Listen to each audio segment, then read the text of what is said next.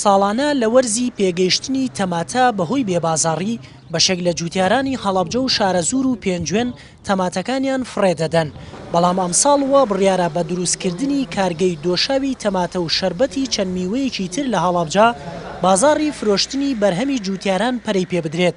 کارگەی دۆشاوی تەماتەی هەڵەبجە 16 ساڵە بڕیاری کردنەوەی بۆ دەرچوو و ئامێرەکانیشی ئامادەیە بۆ دروستکردن، بەڵام ئەمساڵ بڕیارە دەست بە کارەکانی بکات. بۆ کۆتایی مانگی 6 بدایەتی مانگی حوتی 2015 بکەوینە ئیش بکەوینە کار و بەرهەمەکانیشمان دۆشاوی تەماتەیە، ئاوی ترەیە، ئاوی هەنارە، ڕباناریش. ئامارەکانی کشتتوکاڵی هەڵەبجە و شارەزور و پێنجوێن لە ماوەی ساڵی 2014دا دەری دەخەن نزیکەی 100,000 تەن تەماتە لە ڕووبەری 20,000 دۆنم زەوی 5,000 جوتیار بەرهەم هاتووە، بەڵام بەهۆی بێبازاڕی و نەبوونی کارگا بۆ ساختکردنەوەی بەرهەمی جوتیاران زیان بە کەرتی کشتتوکاڵی ناوچەکە گەشتووە. بەداخەوە تاکویسا زۆر لە یاساکان کارە نەکراوە و ئەوانەی هەنگی کیشەیە کارایە.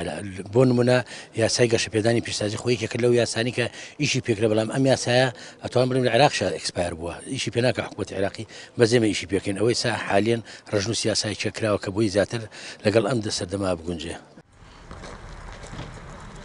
بە گوێرەی ئامارەکانی وەزارەتی بازرگانی و پیشەسازی لە هەرێمی کوردستان 5188 کارگا مۆڵەتی لە حکوومەتی هەرێم وەرگرتووە بۆ کارکردن، بەڵام 3000 کارگەیان تا ئێستا کاریان نەکردووە.